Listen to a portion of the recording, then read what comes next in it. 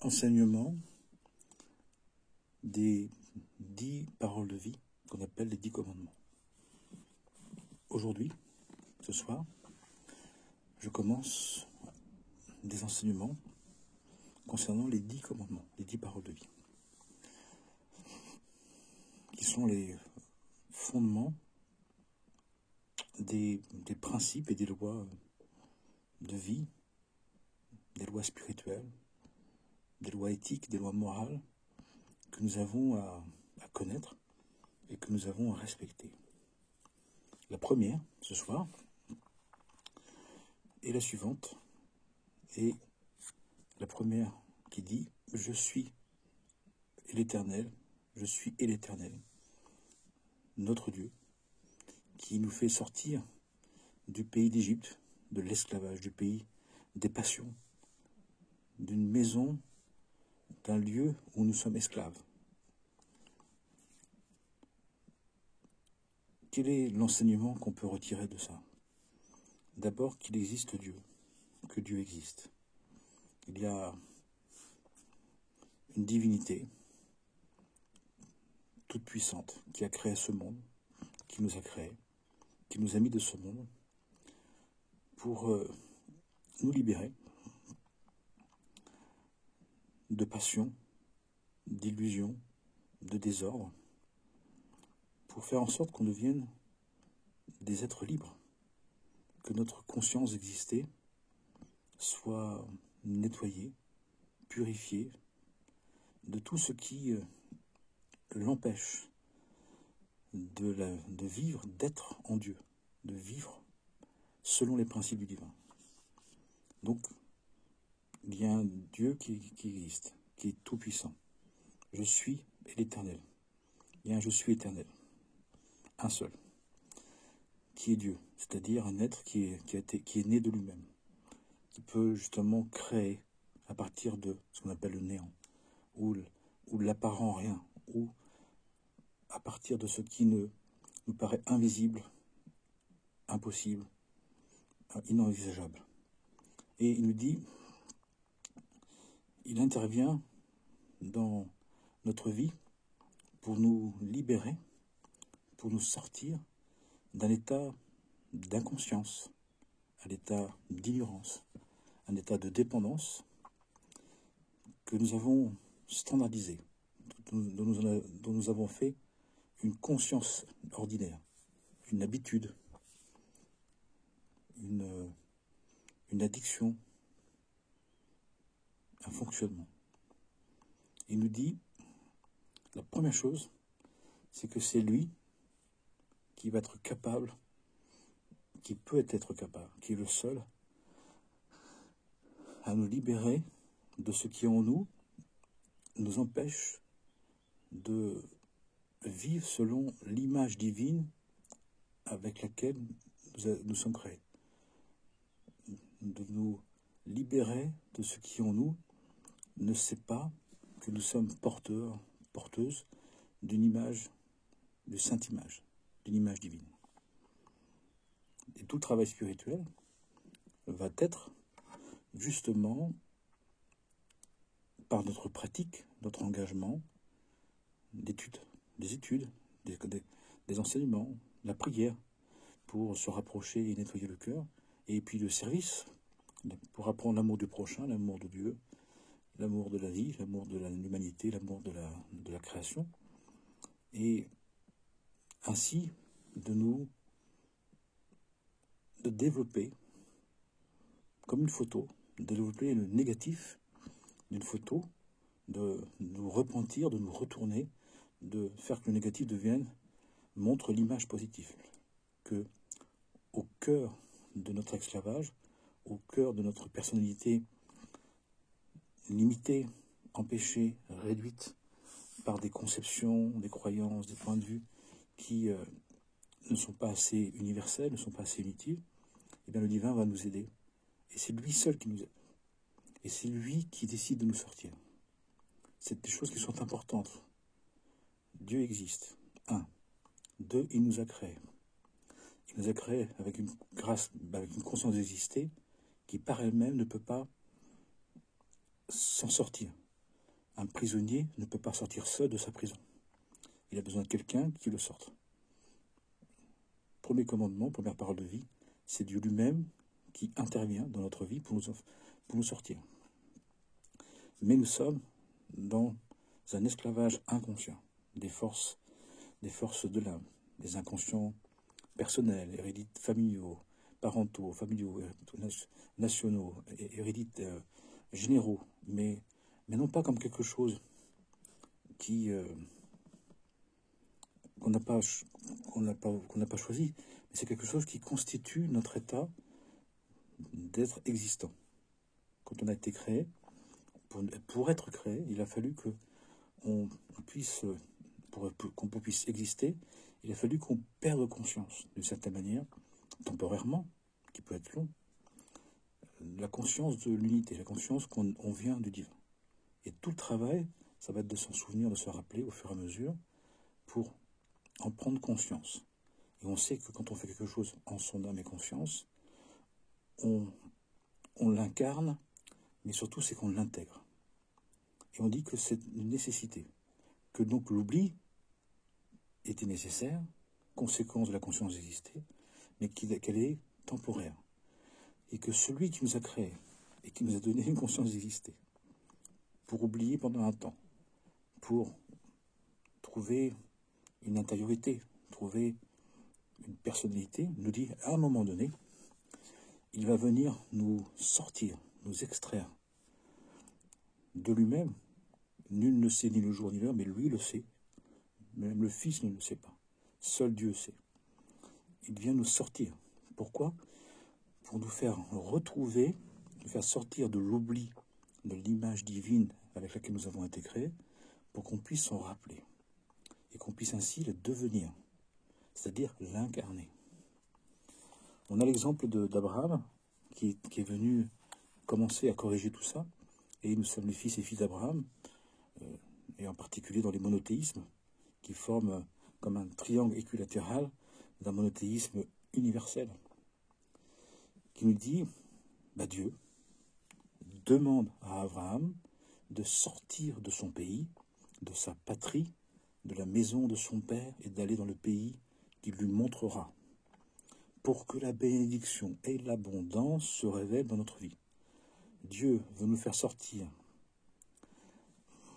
d'une mentalité qui était réduite pour nous donner une mentalité de plus en plus universelle, unitive, inclusive et universelle. À la condition qu'on accepte à un moment donné que le divin intervienne dans notre vie pour nous mettre sur le chemin du retour, du rappel, de l'accueil, du saisissement et de l'accomplissement de l'image divine dont nous sommes porteurs et porteuses. Oui, mais alors, ça pourrait vouloir dire, si on osait se le dire, que nous ennuie, que nos désagréments, que ce qui nous touche, que ce qui nous frappe, que ce qui nous bouscule, que ce qui nous inconforte. Alors, dans ce sens dont on parle là, eh bien c'est le divin qui en est le maître. C'est le divin qui nous pousse. C'est le divin qui fait en sorte de nous, comme on dit de manière habituelle, maintenant commune, de nous sortir de notre zone de confort, dont nous avions besoin pour exister, mais qui doit être pendant un certain temps. Et au moment où on risque d'oublier définitivement, complètement, de s'assimiler au monde, de se penser comme un être humain et plus comme un être divin, ou comme un être spirituel dans l'incarnation, on nous dit que c'est là où le divin intervient. Puisqu'on nous dit que le peuple hébreu était au 49e degré d'impureté, c'est-à-dire d'oubli. Et s'il restait encore un peu, il restait encore une nuit, il s'égarait, il n'était plus dans l'égarement, mais il était dans la perdition. Ce qui veut dire que ce prototype-là, ce mécanisme-là est le même pour tous, et que nous, individuellement, fils et filles d'Abraham, eh bien, nous sommes abandonnés dans notre vie, dans la situation où le divin nous pousse à sortir d'habitudes, de conceptions, de croyances, d'expériences, de fonctionnements qui à la fois nous ont donné une conscience d'exister, mais maintenant qui risquent de nous faire oublier notre origine spirituelle, notre origine divine, notre origine dans le... Notre origine, qu'on dit dans les évangiles, nous sommes dans le monde mais pas du monde. Donc à la fois il fallait, pour avoir une conscience individuelle, exister, c'est-à-dire oublier notre nature, origine divine, mais pas au point de la perdre, pas au point on peut l'ignorer jusqu'à un certain stade, mais pas l'oublier définitivement. Et au moment où il y a le risque de perdre la conscience de notre origine divine, le divin intervient. Il nous dit, quitte, sors de ton pays, sors de ta patrie, de la maison de ton père et de ta mère, et va vers le pays où je te montrerai. Une autre traduction dit, va vers l'autre côté de toi-même.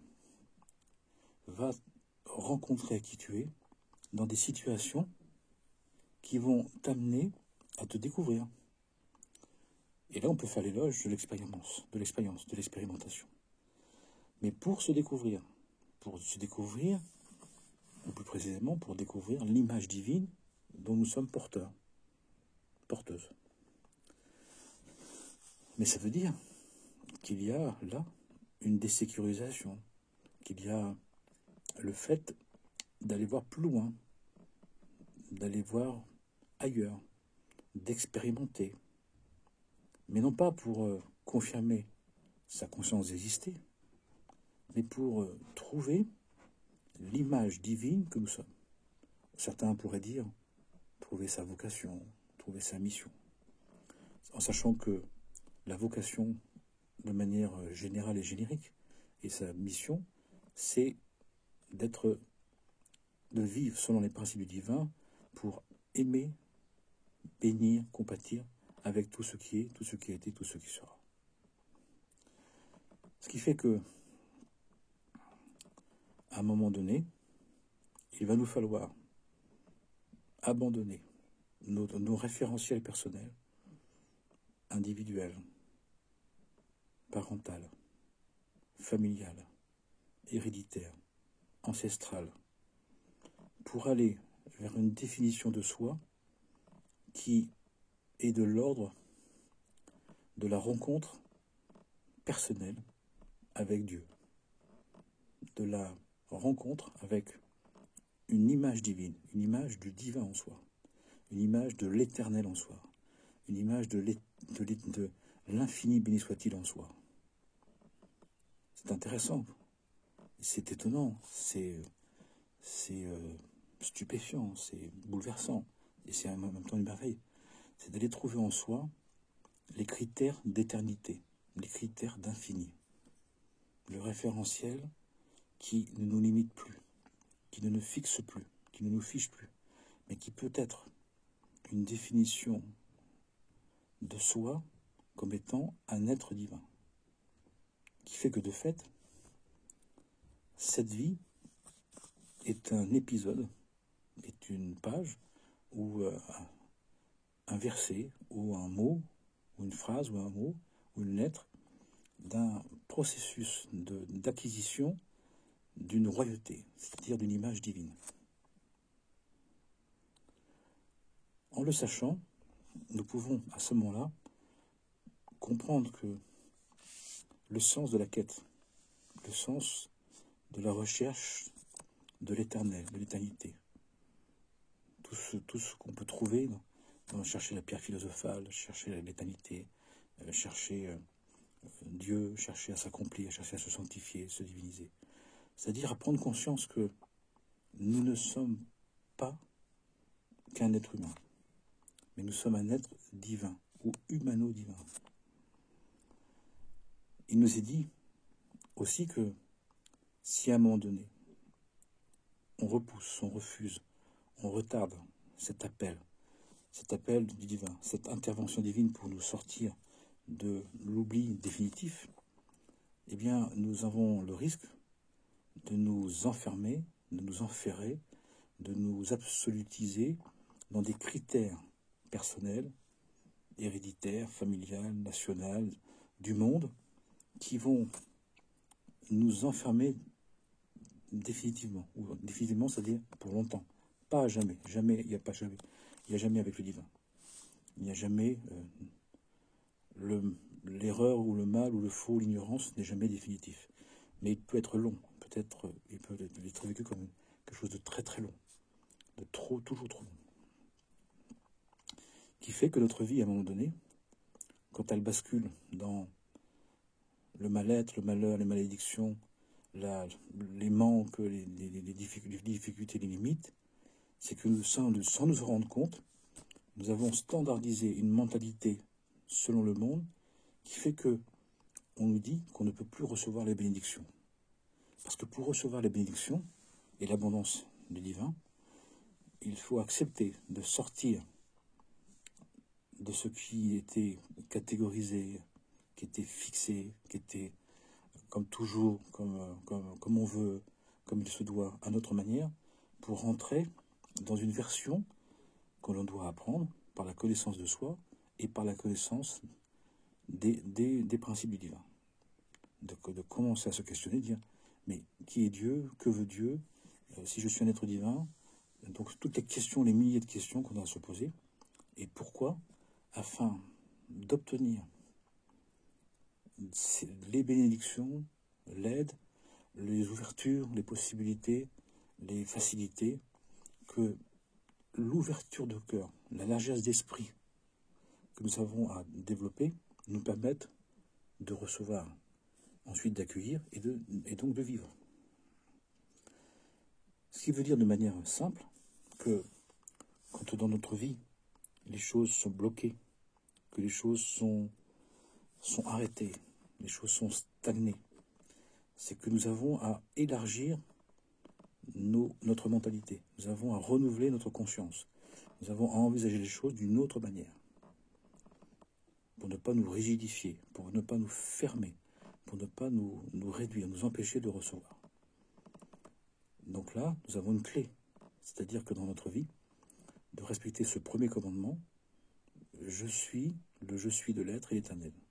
Et ce je suis de l'être fait que mon moi peut devenir un moi conscient de son image divine, qui fait que ça me fait sortir de l'imitation, de réduction, d'habitude, de cloisonnement, qui m'empêche de vivre, qui m'empêche d'envisager les choses d'une autre manière.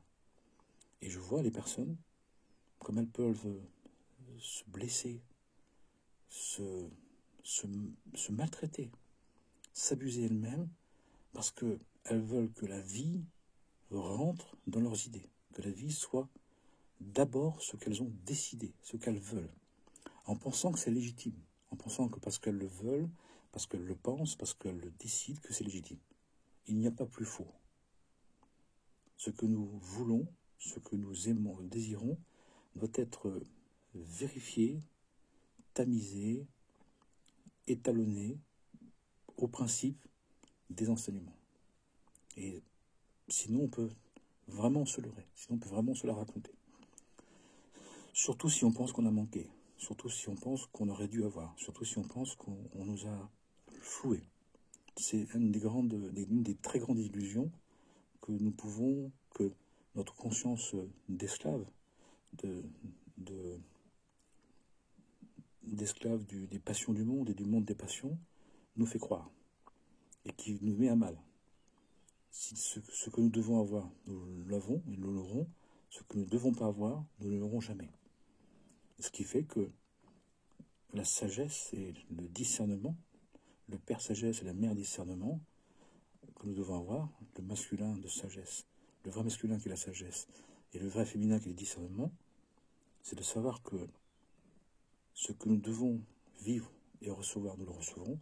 Ce que nous devons ne pas vivre et ne pas recevoir, nous ne l'aurons pas. J'aurai ce que je dois avoir, même si je ne le veux pas, et je n'aurai pas ce que je veux avoir si je ne dois pas l'avoir, si je ne dois pas le recevoir. C'est important de le savoir. ça pour nous dire que le premier commandement, pour nous mettre dans la vie qui se renouvelle, la vie éternelle, c'est la vie qui se renouvelle sans cesse, celle qui nous fait toujours devenir, celle qui nous amène un supplément d'âme, un supplément de vie, un supplément de largesse, d'envergure, qui nous permettent de croître et multiplier.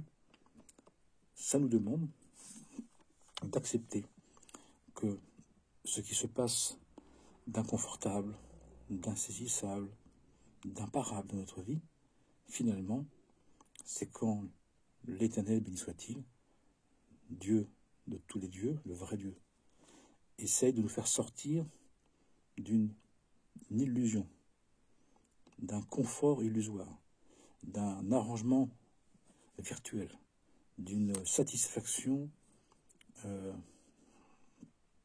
imaginaire. Le savoir, c'est de vivre les événements qui nous bousculent, qui nous interrogent, qui nous questionnent, qui nous saisissent d'une autre manière. Dans la conscience qu'on est un être divin, venu pour s'accomplir au cœur d'un projet divin. Nous ne sommes pas simplement là pour vivre comme des esclaves, comme des esclaves de nos passions, de nos racontages, de nos imaginaires, qui fait que à la fin de notre vie, si on ne vit que de ça, eh bien on verra que vent tout est vent, vanité tout est vanité, comme dit le roi Salomon. C'est-à-dire que tout ce qui n'est pas fait insufflé par l'esprit de vérité, l'esprit de vie qui se renouvelle sans cesse, qui est un mouvement et un repos perpétuel, un mouvement et un repos perpétuel, eh bien à un moment donné, stagne, et tout ce qui stagne meurt. Tout ce qui s'arrête s'épuise. Et l'Éternel nous dit, je suis l'Éternel. Et nous sommes faits à l'image de Dieu, c'est-à-dire à l'image de l'Éternel. Donc nous avons à devenir éternels. L'éternité étant la possibilité d'un renouvellement. Quelque chose qui ne s'arrête jamais. Même s'il y a des pauses, même s'il y a des inspires et des expires. Mais un mouvement de vie qui se renouvelle, qui nous fait toujours devenir. Même si pendant un moment donné, l'acquisition, l'accomplissement peut tenir. Mais ça ne peut pas rester. Donc l'erreur que nous faisons tous à des moments, c'est quand nous voulons fixer l'acquis, quand nous voulons rester à 1 degré. Ce n'est pas possible.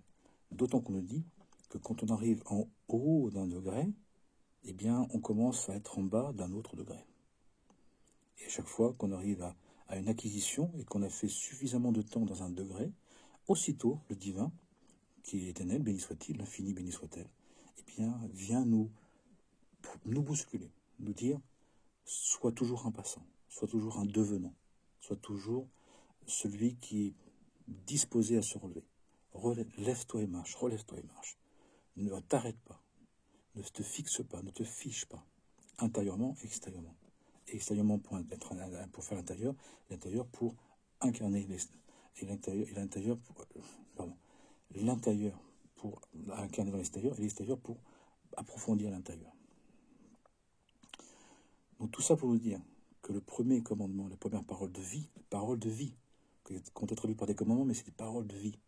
La première parole de vie, la première manière d'être en vie, c'est de savoir que le mouvement de vie est un mouvement perpétuel, continuel, un mouvement éternel, qui fait que nous ne pouvons pas nous satisfaire, nous ne pouvons pas rester à une étape, nous ne pouvons pas nous satisfaire de rester à une étape. Ça ne veut pas dire que ça bouge tout le temps, comme ça, c'est pas tout le temps ou jamais, c'est pendant un certain temps de vivre une étape. Mais quand l'étape est accomplie, quand l'étape est incarnée, quand l'étape elle est intégrée, eh bien, on passe à la suivante. Et ça, jusqu'à la fin, non pas des soldes, mais jusqu'au complet accomplissement de notre royauté, qui est de devenir, à la fin de cette création, un être divin individué, dans une individuation spirituelle complète. Un être divin complètement réalisé, complètement accompli, complètement ce qu'on appelle sanctifié, rubifié, déifié.